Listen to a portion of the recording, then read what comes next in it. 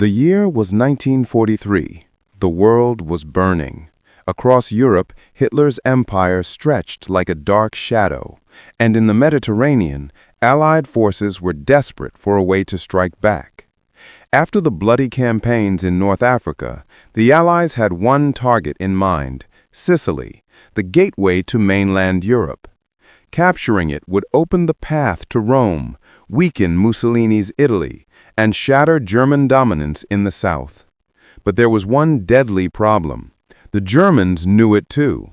Their intelligence expected an invasion there, and their defenses were brutally strong. So in the secret rooms of British intelligence, a handful of men began to ask an impossible question. What if we could trick Hitler himself? That single question gave birth to one of the most audacious deception plans in military history: Operation Mincemeat. It wasn't a mission of bombs or bullets. It was a mission of imagination. British spy masters decided to use an unlikely weapon: a dead body. The idea came from Naval Intelligence Officer Charles Cholmondeley and brilliant barrister-turned-spy Ewan Montague. Their plan was simple yet insane: to make the Germans believe the Allies would attack Greece and Sardinia instead of Sicily. But how do you convince the entire Nazi command of a lie so huge? You need evidence they would never question. So they found a corpse. The body came from a homeless Welshman named Glyndar Michael, who had died alone in London after accidentally ingesting rat poison. No family, no record, no ties. To the British, he was the perfect ghost.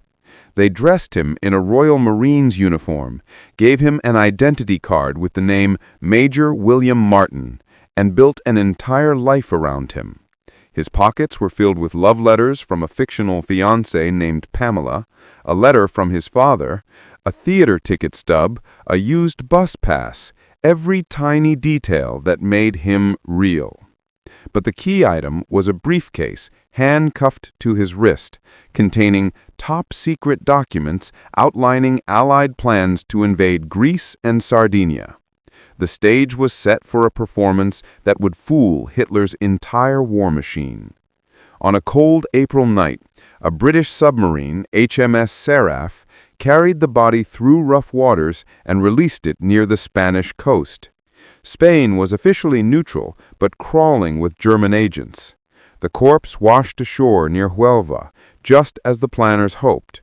Local fishermen discovered it, and within hours, Spanish officials informed their German contacts. The Germans eagerly obtained the documents, believing they had stumbled upon the biggest intelligence leak of the war. They copied every page, photographed every note, and sent the information straight to Berlin. Hitler himself read the reports and was convinced. Orders were issued immediately: reinforce Greece, fortify Sardinia, and shift panzer divisions north. Meanwhile, back in London, the creators of the ruse waited in tense silence. Days turned into weeks. Every intercepted message was analyzed, every radio whisper examined. Then confirmation arrived. The German troops in Sicily were thinning. Anti-aircraft batteries were being moved. Entire divisions were on the move toward Greece. The plan had worked beyond imagination. When the Allies launched the real invasion of Sicily in July 1943, they met far less resistance than expected. Within weeks, Sicily fell. Mussolini's government collapsed. Italy surrendered, and the door to Europe swung open. The course of the war had shifted, and it had all begun with a corpse in the sea. But behind the brilliance lay grim questions. The officers who conceived the plan never forgot that their success rested on the body of a man who had no say in it. After the war, they ensured Glyndar Michael was honored quietly under the name Major William Martin. His grave in Huelva still bears that alias, a silent tribute to the man who never lived the life he saved thousands for. Decades later, historians and filmmakers would uncover the full story, revealing how a single fake identity altered global history. Operation Mincemeat remains a symbol of cunning, creativity, and the strange morality of war. It proved that battles are won not only with strength, but with strategy, and sometimes with a lie so perfect it becomes truth. To this day, military academies study it as the greatest deception ever pulled off, a reminder that intelligence can be as powerful as firepower. So as you imagine that body drifting silently through the waves in 1943, ask yourself, could you have thought of something so bold? Could you have risked everything on a plan built on faith, timing, and a stranger's death? That's the brilliance of Operation Mincemeat, the story where imagination beat tyranny and the smallest lie saved the greatest number of lives.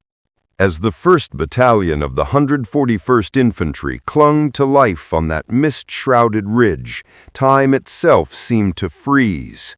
Their uniforms were torn, their rations nearly gone, and every breath carried the weight of despair. Yet amid that silence, one sound refused to die, the heartbeat of hope. Deep in the Vosges forest, surrounded by ruthless German fire, these young Americans wrote their legacy not with ink, but with blood and unyielding willpower. Back at headquarters, news of their entrapment tore through the Allied command like wildfire. General John Dahlquist faced the impossible choice: send in more men to rescue them or risk losing an entire division. But the message that came from those trapped soldiers was simple. We will hold the line. Tell our families we fought to the last. That single radio message became the spark that ignited one of the most courageous rescue missions of World War II, the charge of the 442nd Regimental Combat Team, the Japanese-American heroes who defied prejudice to save their fellow soldiers. The 442nd had already earned a reputation for impossible bravery. Most of these men had families locked away in internment camps back home. Yet here they were, fighting for the very nation that doubted their loyalty. When they received orders to push through enemy lines and rescue the lost battalion, no one hesitated. Go for broke, their motto said, and that day they lived it. The assault began at dawn. Thick fog blanketed the forest, masking the movement of hundreds of soldiers creeping through mud and fallen trees. Mortar shells screamed overhead.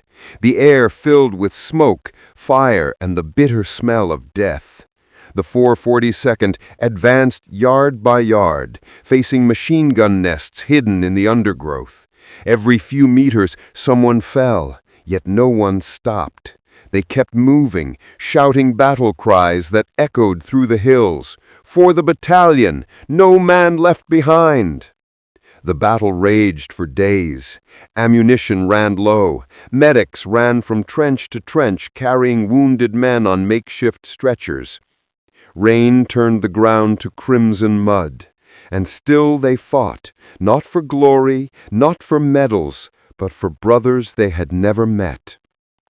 When the fog finally lifted on October 30th, 1944, the impossible happened.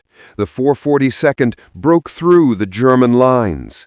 They stumbled upon what was left of the 1st Battalion, exhausted, starving, and clinging to life. The moment was pure silence at first, as the rescuers and the rescued locked eyes. Then tears.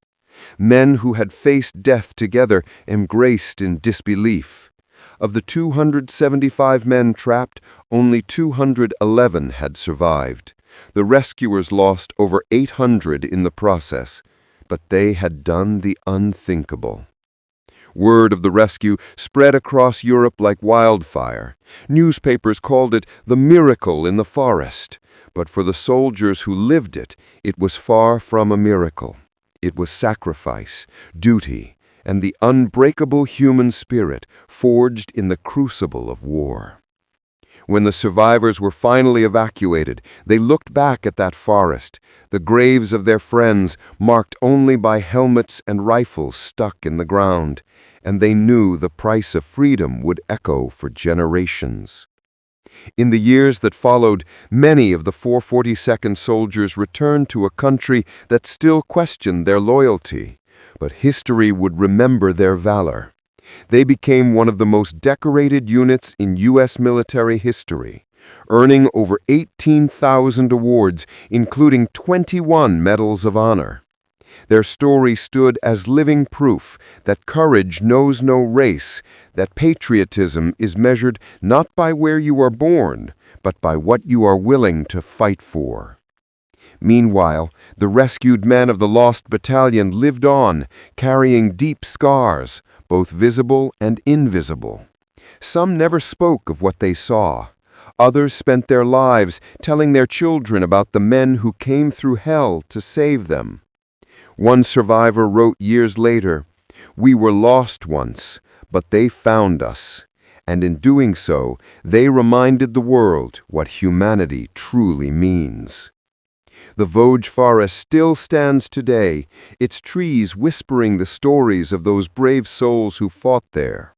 If you listen closely, you can almost hear the echo of their footsteps, the cry of "Hold the line!" carried by the wind through the misty hills. And every October, when the fog returns, locals say the air feels heavier, as if the spirits of the Lost Battalion march once more, reminding the world that freedom was never free. So next time you hear about World War II, remember not just the battles that shaped nations, but the hearts that refused to surrender. The forgotten heroes who turned tragedy into triumph. Because history is not just written in books, it's etched into the souls of men who dared to believe in something greater than themselves. When the guns finally fell silent and the fog of battle drifted away, the hills of Vosges stood as quiet witnesses to one of the greatest displays of courage the world had ever seen. The soldiers of the Lost Battalion and the heroes of the 442nd Regimental Combat Team walked out of that forest forever changed. Their uniforms were tattered, their faces hollow, and their eyes haunted by the faces of brothers who would never return. Yet beneath that exhaustion burned a quiet pride, the knowledge that they had done the impossible. In the makeshift field hospital, medics worked around the clock, tending to the wounded. Some of the rescued soldiers could barely speak. Others, though battered and broken, kept asking one question: did we win? The answer came not in words, but in the gentle nods of the men who saved them. The 442nd soldiers, drenched in mud, many limping or bleeding, had brought them home. For a moment, rank, race, and nationality disappeared. There were no longer different men from different worlds. They were brothers, bound by war. But when the 442nd returned home to America, the war they had fought abroad followed them back in a different form. Many of them were denied service in restaurants, refused housing, or even told to go back where they came from. The same country they had saved looked at them with suspicion. Yet these men never answered hate with hate. They stood tall, wearing their uniforms with quiet dignity, their medals glinting not for glory, but as proof of sacrifice. Over the next few years, the story of the Lost Battalion and the 442nd Regimental Combat Team became legend, whispered among veterans, told at family tables, and passed down through generations. But it wasn't until decades later that the world began to truly understand what they had done. Historians uncovered letters, diaries, and black-and-white photographs, fragile remnants of a war that had tested the limits of humanity. In one letter found inside a soldier's jacket, the words were barely legible, but they carried a power that outlived him. "If I don't make it back, tell my mother I wasn't afraid. Tell her I did my duty." In 1945, the 442nd was honored in France for their bravery, their colors draped with medals and foreign honors. But back in America, recognition came slowly. It would take more than half a century before President Bill Clinton in 2000 awarded 22 surviving members of the 442nd the Medal of Honor, America's highest military decoration. Standing before them, he said, "Rarely has a nation been so well served by a people it has so ill-treated." The audience rose in tears. The ghosts of the past seemed to watch silently from the shadows. For the families of the lost battalion, the pain never truly faded. Some soldiers came home but never spoke of the forest again. They would stare at the evening sky, remembering the gunfire echoing through the trees. One veteran later told his grandson, "I left part of myself there. Every time I close my eyes, I still hear them calling my name." Yet even through that grief, hope bloomed. The story of their sacrifice inspired new generations, reminding them that courage isn't born from strength, but from the refusal to surrender. Schools began teaching their story, documentaries captured their voices, and museums displayed their tattered flags and rusted helmets. The world began to see not just soldiers, but symbols of unity and brotherhood. The Vosges forest today is peaceful. The same ridges once scarred by explosions are now covered in wildflowers. Visitors from around the world walk the narrow trails where those men once fought. Small plaques mark the spots where lives were lost, not as reminders of death, but as beacons of life, courage, and resilience. On quiet mornings, locals say you can still hear faint whispers carried by the wind, not cries of pain, but songs of honor.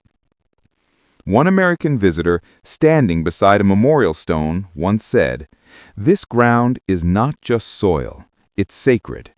Every inch of it was paid for in blood, hope, and brotherhood." That brotherhood transcended time. Decades later, descendants of the 442nd soldiers met the families of the lost battalion at a remembrance ceremony in France.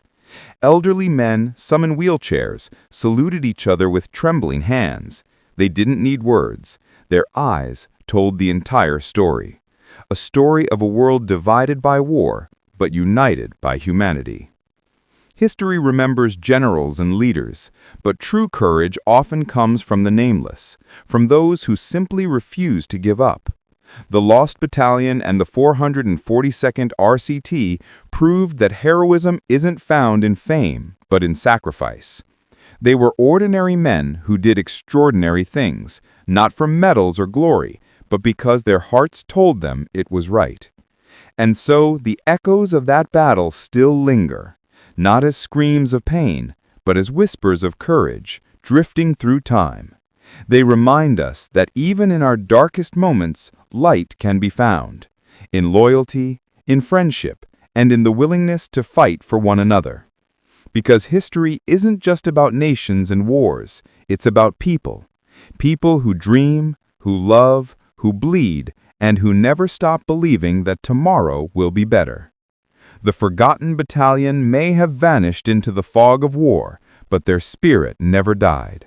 It lives in every soldier who dares to stand when others fall. It lives in every act of courage when hope seems lost. And most importantly, it lives in us whenever we choose unity over division, compassion over hate, and courage over fear. So as you listen to this story, remember, the echoes of the Lost Battalion still call out to us. They remind us of what it means to be human, to stand together, even when the world falls apart.